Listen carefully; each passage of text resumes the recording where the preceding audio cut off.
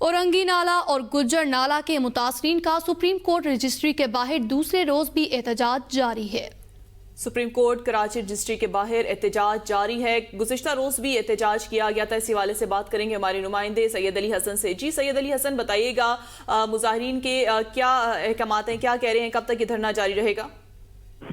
जी बिल्कुल, ये supreme court Karachi registry में गुरंगी और गुज्जर नाला मुतासरीन की जानिब से जो है वो एहतजाज जो है वो किया जा रहा है। इसके अलावा जो है वो एहतजाज जो है वो आज जो है सुप्रीम कोर्ट कराची रजिस्ट्री में इन मुतासरीन की बहाली से मुतल्लिक जो तौहीन अदालत की दरख्वास्त थी वो ज़ेर समाअत थी।